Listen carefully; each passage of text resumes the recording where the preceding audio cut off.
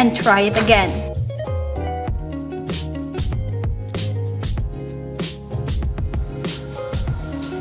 Hey guys, I'm back. So we already done with our two experiment, the freezing point and the boiling point. So to preview or just like a conclusion, so always remember that upon undergoing this experiment, we should always remember that why we need to have coloring, why we need to use a liquid coloring or the food coloring, because it is for us to easy to see the rising and dropping of the thermometer. And guys, the next keynote to be remembered is also why is that the straw should not touch the bottom of your bottle. So because if the thermometer bulb touches the container, the temperature of the glass will be measured instead of the temperature of the solution, because touching it to the bottom does not allow for correct temperature measurement. So that is the reason why we need to refrain the touching the straw to the bottom or base of the bottle. So always remember that. And also, as you can see in the freezing points, kung anong ginubra ta, we drip the content of our medicine dropper drop by drop into the straw. So what happens? So as we can see, wala siya nagpadalong, right? So nagapa-increase lang siya, nagapa-increase. Why?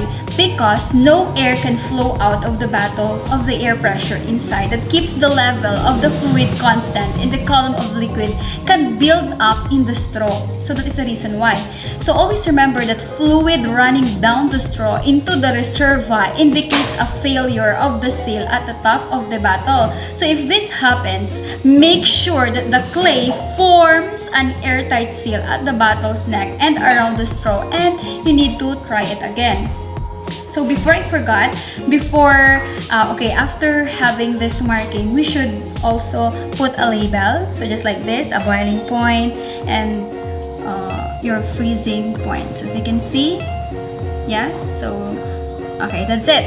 And guys, to generalization, always remember that the temperature of the liquid in the reservoir increases, it expands, and the only place the liquid can go is up to the narrow tube.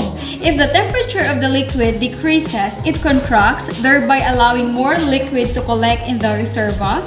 So the level in the narrow tube then falls back to the lower level. So once a thermometer is built, each level in the narrow tube corresponds to exactly one volume of liquid, and thus to exactly one temperature. And always remember that a narrow tube or straw results into a more accurate thermometer because the same expansion fall over a longer distance.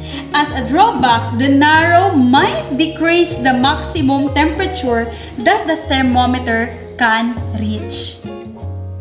Experiment time. The occurrence of land and sea breeze is explained through this simple activity with the use of our improvised thermometer.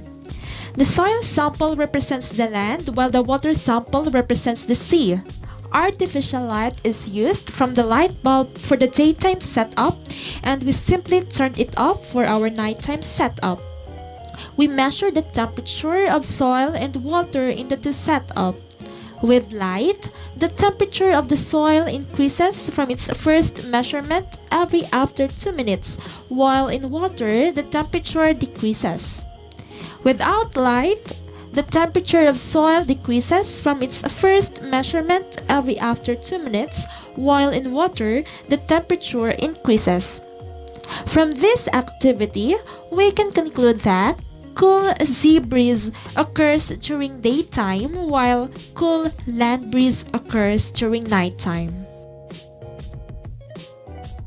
The science concepts involved in our activity are the following: thermal expansion, thermal contraction, specific heat capacity. Thermal expansion can be defined as the increase in volume of matter when it is exposed to an increase in temperature. Thermal contraction can be defined as the volume of matter decreasing as it gets cold. Specific heat capacity is a measure of heat capacity on how much heat can store when changing temperature. The reason why water heats up much more slowly than land because water has high heat capacity, which is 4.18 joules per gram degrees Celsius. And at the same time, water is a good absorber of the energy from the sun. And now, let us relate our activity from sea breeze and land breeze. During daytime, sea breeze is formed because the air above the land gets warmer than air above the water. As the air above land is warmer, it gets less dense and it begins to rise, so that low pressure is formed. These concepts can be observed in our activity because as we expose our improvised alcohol thermometer on the hot water, the alcohol starts to expand and the volume of the alcohol increases and began to rise up inside the straw.